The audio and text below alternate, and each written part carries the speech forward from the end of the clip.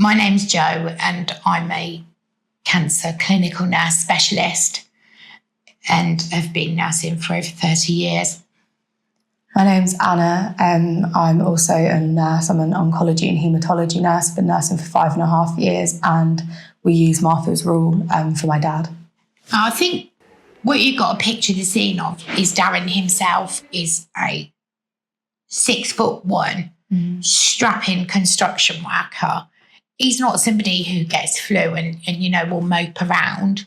He'll just get on with it. And he's always done that, hasn't he? He's not one that will, do you know how unwell I am? He'll just continue and continue. So when he said to me how unwell he was, I knew things must have been bad for him to have said that. I do remember actually you called me and said I could come up.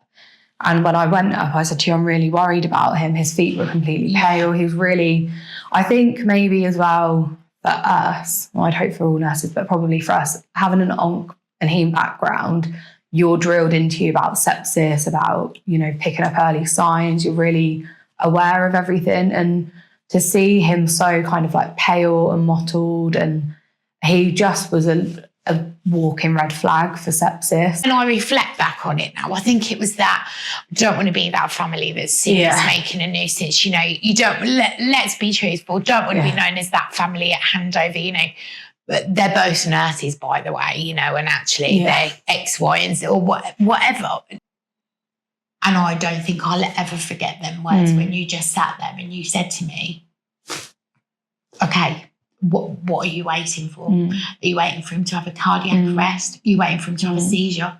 Or in fact, are you waiting for him to die? Because one of those is coming. I mean, he even said himself, didn't he? He felt like he was going to die. And I think that was the whole thing. It was the moment when you said to me about that. And as soon as you said that to me, I personally felt like somebody had given me a massive shake and a wake-up call. And that's when I said to you, just go ring them, go and ring them.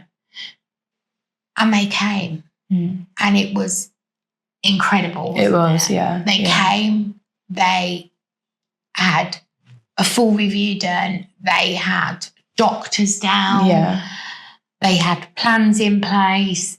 They'd done everything. We just felt really reassured, didn't we, by the whole process? It was literally like somebody had just come in and taken the weight off of your mind.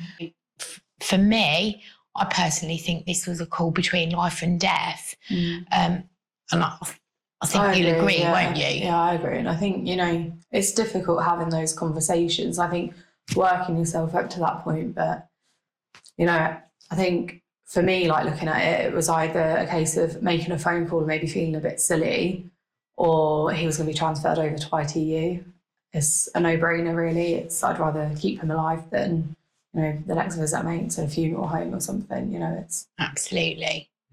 I think the same though for staff, isn't it? Really? Yeah. I think sometimes as staff, you feel like you're undermining a doctor. You're going to get told off for things. And I think it's just so important to advocate for your patients and.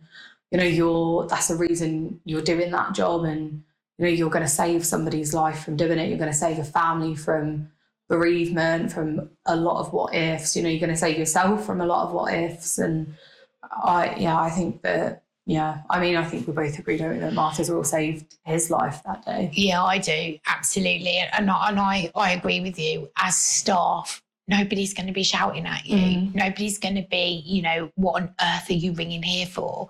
If you need it, then use it. Same for, as I've said, for families. We're really lucky is I believe, like I said, they've saved his life. We're all busy, and actually if you escalate to those senior teams who are, that's their speciality, and get them down, they're going to take a hell of a lot of work off of your shoulders in the long run as well. And, you're going to feel happier with the outcome. The patient's going to be happier with the outcome, and so with the family, because everyone's still alive and well. Like your dad. Yeah.